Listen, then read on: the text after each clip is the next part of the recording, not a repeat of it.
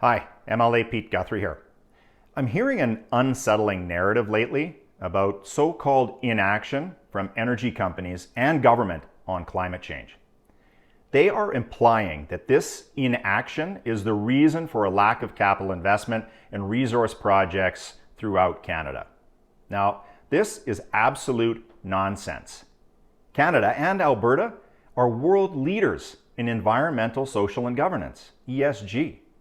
We are in the top 3 in whatever world ESG metrics that you want to look at for oil-producing nations.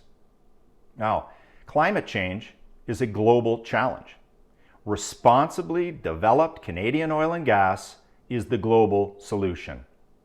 That is the message that needs to get delivered to the world. The real reason, the primary reason why the energy sector is not receiving capital is a lack of return on investment.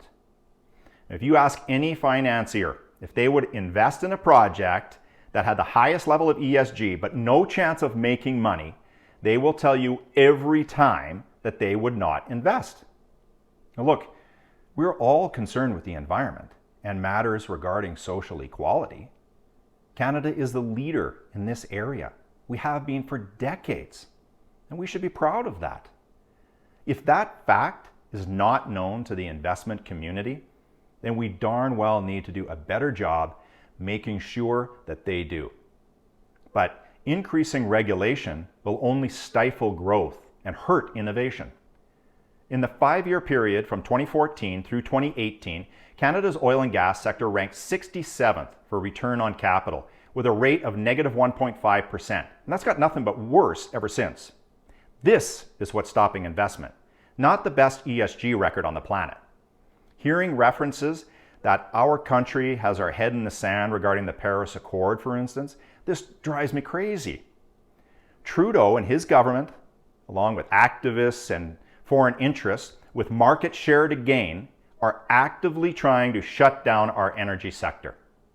Piling on more regulation, continued protests, and increasing the cost of doing business makes conditions so miserable that it scares away investment.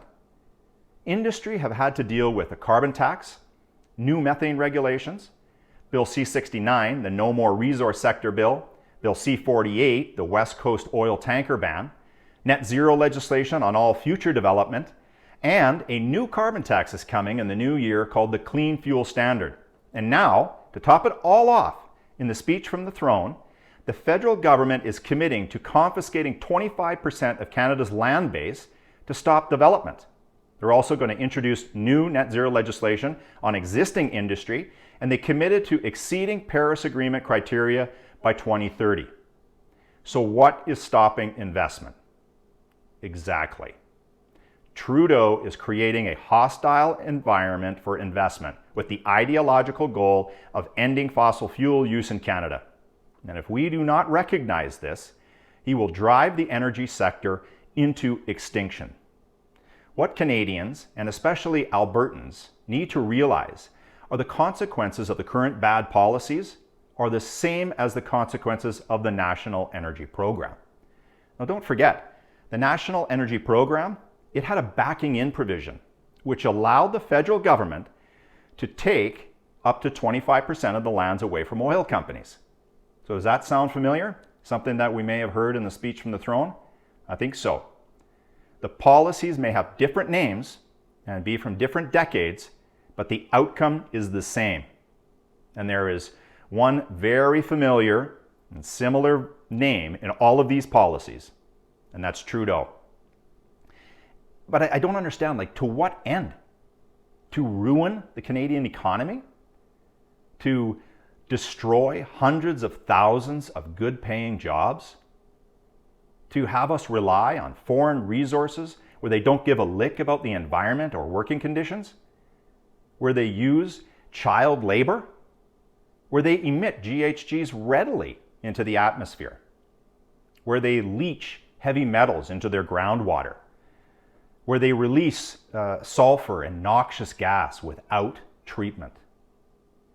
Trudeau's ill-conceived agenda will do nothing but destroy our economy and increase pollution by multiples of effect. We cannot go down the path of apologizing for being the best environmental stewards on a global scale. We have to stand up. Stop backing down. The wealth Canada enjoys comes from our resource sectors. So, what can we do? Well, we have to fight. We have to fight in the courts. We have to fight in the media. We have to raise awareness around Canada's ESG record. And energy companies, they need to stop trying to play politics and begin a unified and constructive effort to save the industry. And if Ottawa doesn't understand industry's position, then we need to increase our lobby efforts to make sure that they recognize the good work that's being done here. We need to play to our strengths and use the Fair Deal initiatives as leverage. And we have to stop capitulating to Trudeau and the intrusion of Ottawa into Alberta's resource development. We didn't capitulate to Trudeau in the 80s, so there is no need to do so now. Let's focus on the real problem here. Thank you.